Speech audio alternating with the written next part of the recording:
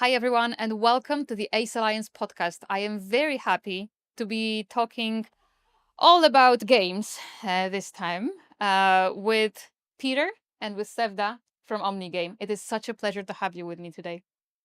Very nice to be here as well, Magda. Thank you. Absolutely. So, as we're here recording it at ICE Barcelona, I'm very curious to know how has ICE been for you so far? Busy? Not so much? It's a standard, which means busy, quite crowded. I can see that. It's back-to-back meetings. It's the vibe of it anyway, so I quite like it. Yeah, true. Peter, would you agree? Totally. It's a busy days, but that's we know before coming, and then we like it that way. Amazing. And I would like to turn to Sevda actually, because my audience may or may not know Sevda was recently featured in the Ace Alliance iGaming Trend book, where you shared your very invaluable insights, to be fair. So when you look at the trend book for the first time, what are your impressions? So how do you think it could help people in the industry? I think it's very, very useful because everybody, even for this exhibition, you are here to see what others are doing, what others are making, and what you can get out of it. You literally put it in a book that is already ready for you to what people are thinking. So, and it's the other good part is all about predictions. And predictions are quite, everybody would like to know what it is about. And also, maybe a year later, you can see which one has actually ticked the box. So that's why it's quite useful and I really like it. Yeah, that would actually be quite a fun activity to check which of the predictions really happened. And we have 57 experts featured in this, so that's quite some work, let's say. And Peter, for listeners who may not really know your studio so well, could you give us a brief intro about Omnigame? Sure, I can. So Omnigame is a Danish company founded 10 years ago. We are both a game studio and we are an operator. We are licensed in the Danish market. So we're a little unique in the sense that we actually only offer our own games on our operator side. So we have a portfolio of 40 titles, and those 40 titles is it actually. And we've taken a significant market share in Denmark with those 40 titles only. So that's a little special. Yeah, absolutely. And actually, this is something I really want to refer to, because in a strong and established market like Denmark, even entering this with 3,000-4,000 games may be a tough move. And even then, we can see those companies, leaving, shutting down after 6 months or 1 year. How, as an operator, did you manage to stay in such a competitive market with just 40 games? You really have a significant market share in Denmark, and use just those games for your own platform. So could you tell us more about it? Well, I think you summarized it very well, and it is explaining the proven success of our games. We've been operator until last year, and now we started our B2B journey.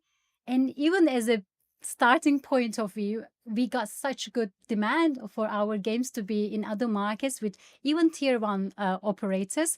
So, and when you look at other games, that some of them are good with quality visuals, some of them are good with a different genre that never tried before they are doing, and some of them are really popular for their mechanics.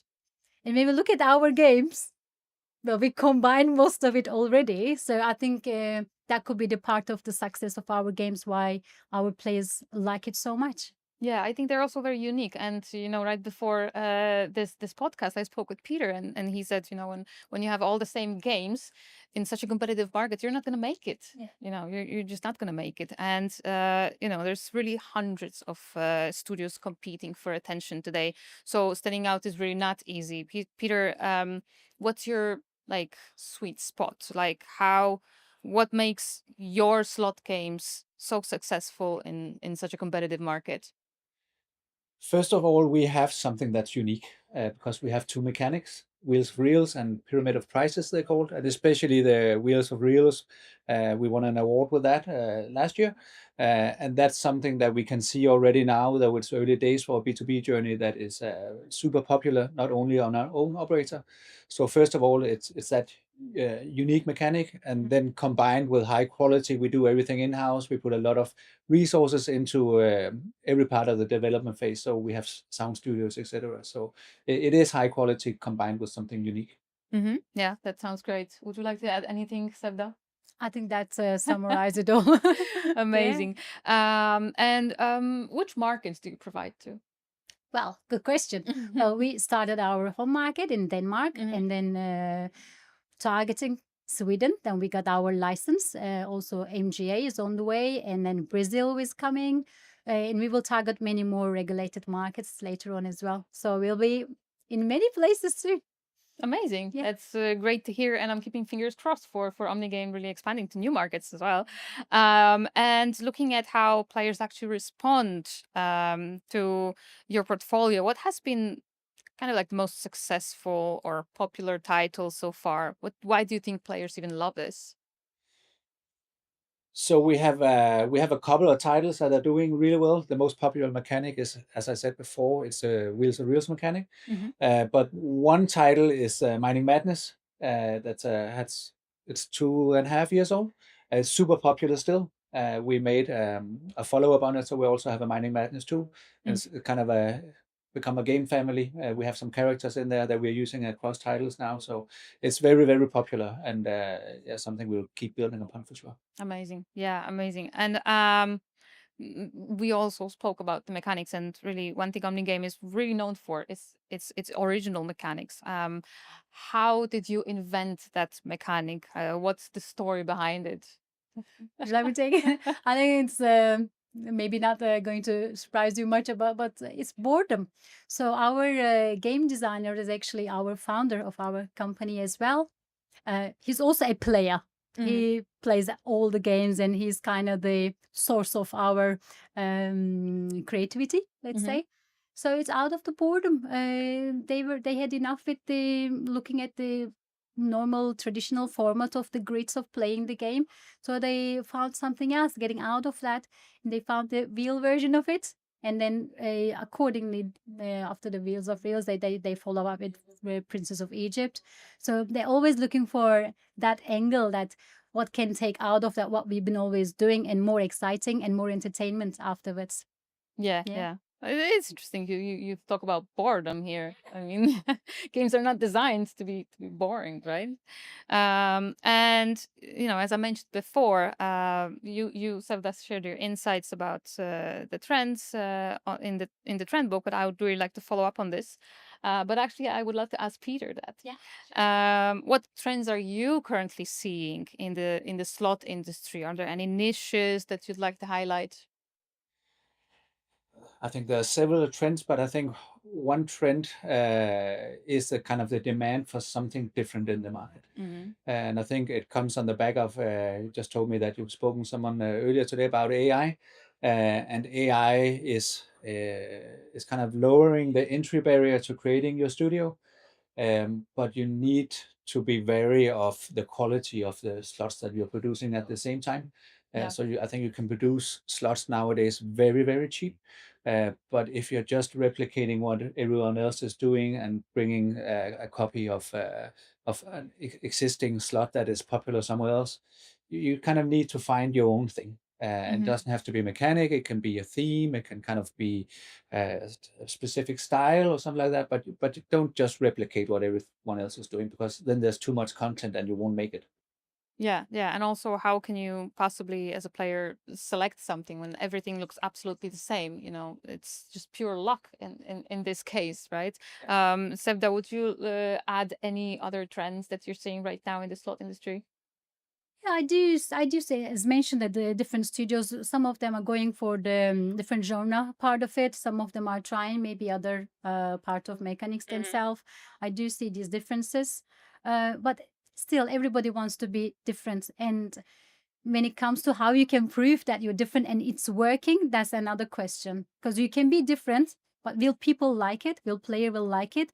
That's the question mark that you need to find out. And you can't find out without distributing it. Yeah. So that's quite the dilemma and a challenge for slot providers. So We'll see how it's gonna work out afterwards, even AI. So we will see. Yeah, I think the key is also to just use data very wisely and focus on what are the players actually looking for. Because yes, they may want to settle for something, like you said, boring, or something that they know and feel comfortable with, because maybe this is their safe space. But also they may be looking for something extra. Like, always look at the data, right? And if a player hasn't tried your games yet, which one should they start with, Peter? They should start with one of the Reels of Reels games, and then they can kind of go with the theme that they like. I would probably go with the Stream of Luck, which is one of the, I think right now it's the most popular one. And it's just a brilliant game, and it has a good story behind it. It's actually, as Sevda mentioned, the founder of the company is one of the game designers, and it has been his dream to do a fishing game even before fishing theme became popular in the industry. So it's one of the first games that he wanted to do, and finally we released it at the end of last year, and it's become really, really popular. Sounds cool. Would you agree? I do. Yes. But I would add on Mining Madness too.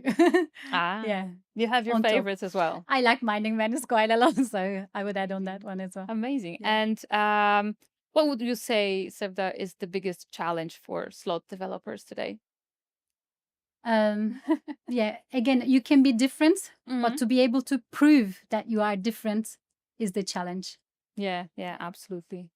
Peter, would you like to add anything on that? Like, what's the biggest challenge for slot developers? Again, kind of showing, as a new studio, it's just, I mean, we're 10 years into it, so we do have an advantage that we have had our own operator and we kind of created our own proof point. But it's, as Sevda says, it's kind of a chicken and the egg situation, because do you need to build a distribution first, or do you need to build the games first? And if you haven't done it before, that's the tricky part. Yeah. And I like that you mentioned this, but because I'm very curious to know, what advice would you give to studios or creators that are entering the slot space right now, let's say, and they want to build games that really last, just like yours, and not just launch them, and forget them? What would be your advice to those studios? Just, you need to be patient. You need to be either find some investors that are willing to give you some time to have some runway, or you need to be able to finance it yourself. We were in a lucky situation when we found kind of the first bigger investor in Omnigame, because we had actually produced already the first game, and the investor then Omnigame was pitched to him, and then the same evening he went home, and he was supposed to go out for dinner with his wife, and they didn't go out for dinner because he wanted to try the games, and after 3 hours he was still playing. So for us, it was really good that we were able to bootstrap and then find kind of real investors to provide more runway. And because we have built a really strong, differentiated product. But it is a challenge to get started, for sure. That's quite a story, Peter. Staying 3 hours. I mean, I don't know. As a woman, I would be a bit unhappy. Sevda, what would be your advice to game studios right now? I think I will add on the same thing, but also from the product part, to make sure, I mean, you generally think, yes, it is a business, you want to get something out of it. But at the same time, don't lose focusing on player. At the end of the day, it's all about product, and it's all about the entertainment value of the product. So how can that game be more entertaining? That's important. And I got second one. Sometimes you prepare the slots looking at what's the numbers on the paper, the map, and the math, and then you check all of it. Sometimes, even though if you tick all the boxes, what's on the paper, when you play the game, it's actually not exactly the same feeling that it's giving it to you what was on your map or in the math. So that's why make sure the player feel the RTP, player feel the math right, not just your paper math that is matching with it. So make sure the feeling is actually matching with exactly what you actually put on the paper. So Yeah. that would be the second one. Yeah, Sevda, I'm very grateful for all your insights, and Peter, yours are really invaluable. So thank you so much for this conversation today. It was really great speaking with you. How can people reach out to you, to Omnigame? They can check omnigame.com, or they can find Seth and myself on LinkedIn. There's contact information there.